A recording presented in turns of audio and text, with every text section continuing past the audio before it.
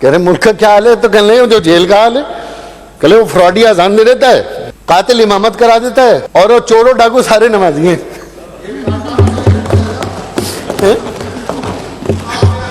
मेरे पे आ रही है। अब हमारा क्या मसला है? हमारी जमहूरियत का हुस्न देखें। अब सदर पीटीआई का,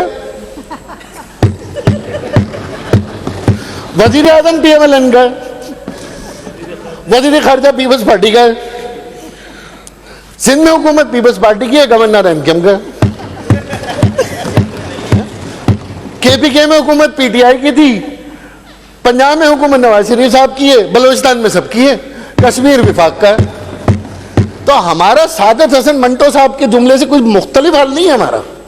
नो डाउट खर्च करने की जो महारत सुबह सिंध में है ना, वो महारत पूरी दुनिया में नहीं है। 196 ममालिक का सर्वे कर ले कि हमारे यहाँ खर्च करने की जो महारत है, उसकी मिसाल ये है कि पिछले साल हमने सर बड़ा अहम काम किया और इसमें कुत्ते परेशान है। 75 करोड़ रुपए हमने कुत्तों की फैमिली प्लानिंग में खर्च कर दिया। अच्छा, ये टैक्स फ्री बजट है, बहुत सारे मिनिस्टर कह रहे हैं टैक्स फ्री बजट है। बिल्कुल टैक्स फ्री बजट है। अब टैक्स फ्री बजट क्या होता है? टैक्स फ्री बजट ये होता है कि गवर्नमेंट टैक्स लगा सकती है लेकिन नहीं लगा रही। टैक्स फ्री बजट उसको कहते हैं कि गवर्नमेंट इन तमाम सेक्टर्स के ऊपर छूट देना चाहती है, इसलिए इसको टैक्स फ्री बजट कहते हैं। अब ये टैक्स फ्री बजट कैसे है? ये टैक्स फ्री बजट इसलिए नहीं है कि इसमें 80 से ज्यादा टैक्स तो लगे हुए हैं, अंदर टैक्स लगाने की जगह नहीं है। अब आप इसमें टैक्स लगा सकते हैं इस एयर कंडीशन की ठंडी हवाओं पर, बाहर निकलने वाली ऑक्सीजन पर, या मुंह से खारिज होने वाली कार्बन डाइऑक्साइड पर। इसके अलावा आपके पास टैक्स लगाने की कोई जगह नहीं है। तो इसे टैक्स फ्री बजट ना कहें, आप ये कहें कि हमने एक अच्छा बजट दिया है जिसमें जितने टैक्स हम लगा सकते थे वो लगा दिए हमने। अच्छा, अब स्पीकर मिनिस्टर साहब का एक शेर था कि वो जिसको तूफान से उलझने की हो आदत मोहसिन, ऐसी कश्ती को समंदर भी धुआ देते हैं।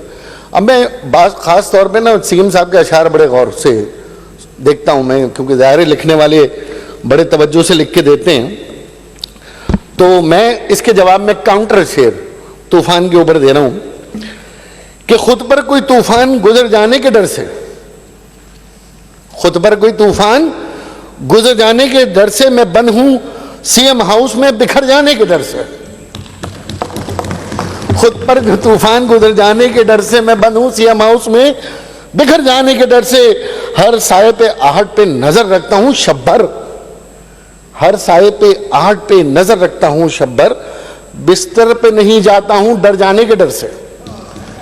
तो अब ये जो बजट है, देखिए पूरे मुल्क का बजट है। महंगाई, बेरोजगारी, डीजल के प्राइसेस, पेट्रोल के प्राइसेस, एजुकेशन के एक्सपेंड, हेल्थ के एक्सपेंड, कोई बजट ऐसा नहीं है जिसको हम फख्र से कह सकें भाई पाकिस्तान की आवाम के लिए बड़ा अच्छा बजट। चाहे फेडरल गवर्नमेंट का हो, चाहे प्रोविंस का हो, किसी सूबे का हो। हम तो खुद परेशान हैं कि इस बजट पे तकरीर करें तो क्या करें, इसकी बुराई करें तो कितनी करें, और करें तो किस तरह करें। उधर फेडरल में भी बैठे हैं, इधर अपोजिशन में बैठे हैं, इधर सूबे में वजीर आला, उधर गवर्नर हमारा। हमें तो समझ नहीं आ रहा कि हमने करना क्या है। तो वो सादत हसन मंटो कहते हैं, उनसे किसी ने पूछा भाई मुल्क का क्या हाल है? कह रहे जो जेल का हाल है। कह रहे मुल्क का क्या हाल है, तो कह रहे जो जेल का हाल है। कह रहे वो फ्रॉडी अजान दे देता है, कातिल इमामत करा देता है, और वो चोरों डाकू सारे नमाजी हैं।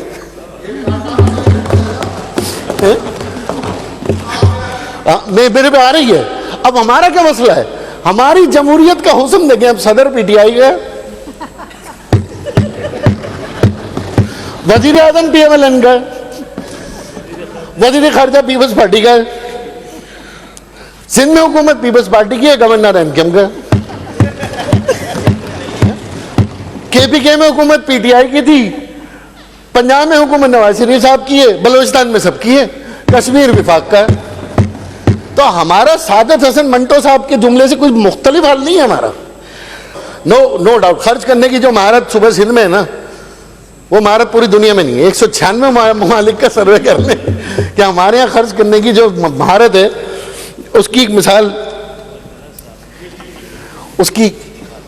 उसकी मिसाल ये कि पिछले साल हमने सर बड़ा अहम काम किया और इसमें कुत्ते परेशान हैं। नहीं, मैं इसका बड़ी संजीदगी से 75 करोड़ रुपए हमने कुत्तों की फैमिली प्लानिंग में खर्च कर दिया।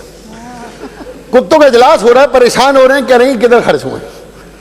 हमारा 75 करोड़ रुपए हमने सूबे में खर्च किए।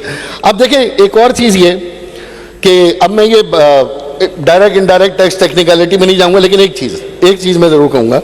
जो बजट में ये सलीम बलोच साहब ने पिछली बार जो है ना, पिछले साल में वो किताब ले गए हमीदा खुड़ो साहिबा की, और समझने लगे कि मेरे पास शायद खजाना खत्म हो गया, लेकिन मैं फिर ले आया एक और मैं आपको इसलिए बता रहा हूं कि ये जो बात यहां पे देखिए, रियलिस्टिक हूं। मैं अपने मुकदमा अपने हल्के का लड़ रहा हूं। अगर मैं अपने हल्के का मुकदमा लड़ रहा हूं, मैं कराची का मुकदमा लड़ रहा हूं, तो इसका मतलब मैं सिंध का मुकदमा लड़ रहा हूं। मुझे जहां से वोट पड़े मैं वहां का मुकदमा लड़ूंगा। मुझे न्यू कराची से अगर एमपीए बनाए, नॉर्थ कराची से बनाए, औरंगी से बनाए, तो भाई मैं अपने हल्के का तो मुकदमा पहले लड़ूंगा ना। या मैं न्यू कराची का कहूं बर्बाद हो जाओ, तबाह हो जाओ, मैं पहले खड़ा होकर जो ना आपके हल्कों का मुकदमा लड़ूं? नहीं, पहला मेरा राइट है मैं अपने हल्के का। मेरे हल्के का मुकदमा ये है कि भाई ये आपका बजट था, ये मेरे पास सर बजट है। फिर मैं दिखा देता हूं किताब, डॉक्यूमेंट्री है सेपरेशन ऑफ सिंध। मैं बार बार आपको ये बात बताता हूं, आपने सिंध को अलहदा करा ना बंबई से, इस लड़ाई की बुनियाद क्या थी? ये मेरे पास 10 साल का बजट है, 1910 से लेकर 1920 तक। 1910 से 1920 तक का हमीदा खुड़ो की किताब में मेरे पास बजट मौजूद है। 111 था, फिर 118 लाख, फिर इसके बाद 100, ये लाख में है सारा, 161 लाख आखिरी था। इस बजट के अंदर जो महकमे हैं, महकमे, मेरी बात दोबारा सुनिएगा, इसमें आखिरी बजट जिसके ऊपर सिंध प्रोविंस ने मुकदमा बनाया, बरतानवी हुक्मरानों के आगे जो आपने मुकदमा बनाया, उसमें 47 लाख था, 47 लाख का डेफिसिट था। आपने कहा हम कवर कर लेंगे, हम 47 लाख रुपए सिंध के रेवेन्यू से कवर करेंगे। सिंध को अलहदा करो, सिंध को इंडिपेंडेंट करो, सिंध को खुद मुख्तार करो। अब ये जितने महकमे थे जिसमें से आपको रेवेन्यू आना था, जिसके ऊपर आपने सिंध को अलहदा किया है, जिसमें आपने बंबई से सिंध को छीना है, जिसकी आप मिसालें देते हैं कि हमने सिंध को अलहदा किया है और एक खुद मुख्तार सिंध बनाया है, 18वीं तरमीम, उसमें महकमे थे land revenue, stamps, excise, income tax, forest, registration, interest, law and justice, jail, police, port and violets, education, medical, sanitation, agriculture, irrigation और मिसलेनियस एक्सपेंडिचर। ये आपका रेवेन्यू था। टोटल महकमे कितने? 22 महकमे थे जब तक सिंध आजाद हुआ है। 1 रुपया कराची से नहीं था इसमें, 1 रुपया कराची का इसमें नहीं था। ना कराची की डेवलपमेंट इसमें है, ना कराची से रेवेन्यू है इसमें। फिर ऐसा क्या हुआ? मेरा शिकवा फिर आपसे बनता है ना कि जब सूबा इतना बड़ा बंबई से हमने अलहदा कर लिया और रेवेन्यू उसमें कराची माइनस था, तो कराची आया तो अल्लाह ताला ने हमारे ऊपर करम कर दिया ना हमारे सूबे पे। तो जितना रेवेन्यू कराची का बढ़ा तो सूबे का रेवेन्यू बढ़ गया। अब सूबे का रेवेन्यू बढ़ गया। आज मैं आपको बताऊं भाई, ये रेवेन्यू, इस रेवेन्यू में एग्रीकल्चर है, इस रेवेन्यू में फॉरेस्ट है, इरिगेशन है। आज आप मुझे कितनी तकलीफ होती है, आप लिखते हैं कि मैं 3000 million agriculture income tax collect करूंगा। मैं थोड़ी लिख रहा हूं, आप लिख रहे हैं कि मैं 3000 million agriculture income tax collect करूंगा। और कितना इन्वेस्ट कर रहे हैं हम? डेवलपमेंट, खाली डेवलपमेंट। कौन कौन से महकमे? Agriculture, food, irrigation, public health, live stock, fishery, ये सब पर आप कितना खर्च कर रहे हैं? 500 अरब रुपए। भाई बुरा नहीं मानिएगा, ये फैक्ट्स हैं। 500 अरब रुपए खर्च करके आप कहते हैं मैं 3000 मिलियन एग्रीकल्चर इनकम टैक्स लूंगा। इसमें ट्रैक्टर की सब्सिडी, सोलर की सब्सिडी, पानी की सब्सिडी, ट्यूबवेल की सब्सिडी, आप उसमें से 900 मिलियन कलेक्ट करते हैं। तो मुझे क्या गुस्सा नहीं आएगा? क्या यह मेरे लिए तकलीफ की बात नहीं है कि जो बंबई प्रेसिडेंसी से जिन टैक्सों की बुनियाद पर आपने सूबा लिया, आज आप उसी बंबई प्रेसिडेंसी के उस मुकदमे को हार रहे हैं क्योंकि कराची आपको टैक्स दे रहा है। मुझे तो डर है कि अगले साल तक कुर्बानी की जानवर भी जो है स्कूलों में ना मिलने लगे हों कि आपका बच्चा जो है ना हमारे यहाँ पढ़ रहा है तो आपने हिस्सा इधर ही डालना गायब है। और मुझे यह भी डर है कि साइड में कहीं हज्जाम भी बिठा दिया हो कि हमारे प्राइवेट स्कूल के हज्जाम की कटिंग ये वाली है तो बच्चा इसी हज्जाम से कटवाएगा ताकि ये वाला कट हो। और मुझे और भी डर है सर, बच्चों की बिस्मिल्लाह ना शुरू हो जाए वहां।